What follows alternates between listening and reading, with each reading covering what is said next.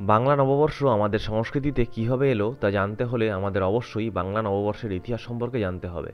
পহেলা বৈশাখ বা পয়লা বৈশাখ পালন করা হয় বাংলা বছরের প্রথম মাসের প্রথম দিনে।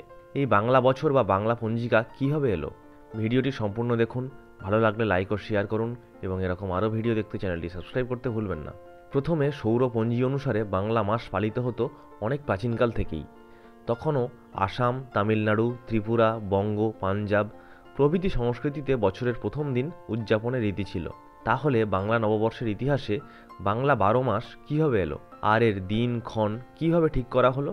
বাংলা সনের প্রবর্তক নিয়ে সম্রাট আকবর বেশি আলোচিত হলেও বাংলা পঞ্জির উদ্ভাবক ধরা হয় আসলে 7ম শতকের রাজা শশাঙ্ককে। পরবর্তীতে সম্রাট আকবর সেটিকে পরিবর্তিত করেন খাজনা ও রাজস্ব আদায়ের উদ্দেশ্যে। প্রথমে আকবরের পঞ্জিকার নাম ছিল তারিক-ই-এলাহি, আর ওই পঞ্জিকায় মাসগুলো আরবাদিন, কারদিন, বিসুয়া, তীর এমন নামে। তবে ঠিক কখন যে এই নাম পরিবর্তন হয়ে বৈশাখ, জ্যৈষ্ঠ, আষাঢ়, শ্রাবণ হলো তা নিশ্চিত করে কেউ বলতে পারে না। ধারণা করা হয় যে বাংলা 12 মাসের নামকরণ করা হয়েছে বিভিন্ন নক্ষত্র থেকে, যেমন বিশাখা নক্ষত্র থেকে বৈশাখ, জ্যৈষ্ঠা থেকে জ্যৈষ্ঠ, ষাঁড় থেকে আষাঢ়, শ্রাবণী থেকে শ্রাবণ, এমন করেই বাংলা নক্ষত্রের নামে মাসের নামকরণ করা হয়। ভারতবর্ষে মুঘল সাম্রাজ্য পরিচালিত হতো হিজরি পঞ্জিকা অনুসারে, আর হিজরি পঞ্জিকা চাঁদের উপর নির্ভরশীল। যেহেতু কৃষকদের কৃষিকাজ চাঁদের হিসাবের সাথে মিলত না, তাই তাদের অসময়ে খাজনা দেওয়ার সমস্যায় পড়তে হতো। সেই কারণে খাজনা আদায়ে কৃষকদের যেন কোনো অসুবিধা না হয়, সেজন্য সম্রাট আকবর বর্ষপঞ্জিকাতে সংস্কার আনেন।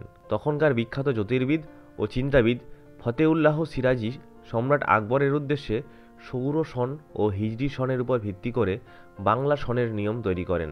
1584 খ্রিস্টাব্দের 10ই মার্চ বা 11ই মার্চ থেকে বাংলা প্রথম সন গণনা করা হয়। তবে আনুষ্ঠানিকভাবে খাজনা আদায়ের এই গণনা কার্যকর শুরু হয়েছিল 1556 সালের 5ই নভেম্বর থেকে।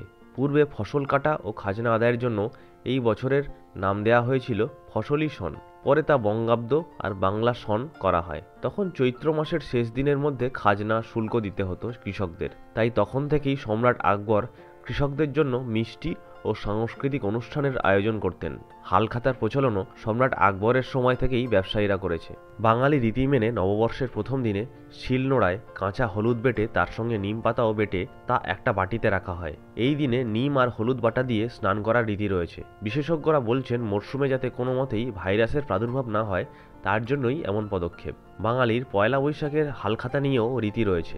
এই দিনে ভোরে উঠে স্নান সেরেই লক্ষ্মী গণেশের পুজোর রীতি রয়েছে। বিকেলে হালখাতার উৎসব পালিত হয়। হালখাতার প্রচলনও আকবরের আমলে, যেখানে আর্থিক বছরের হিসাব, শুল্ক, খাজনার তথ্য রাখা হতো। তো পয়লা বৈশাখ সম্পর্কে এই ভিডিওটি আপনাদের কেমন লাগলো অবশ্যই কমেন্ট করে জানাবেন, এবং ভালো লাগলে অবশ্যই লাইক, শেয়ার ও কমেন্ট করবেন।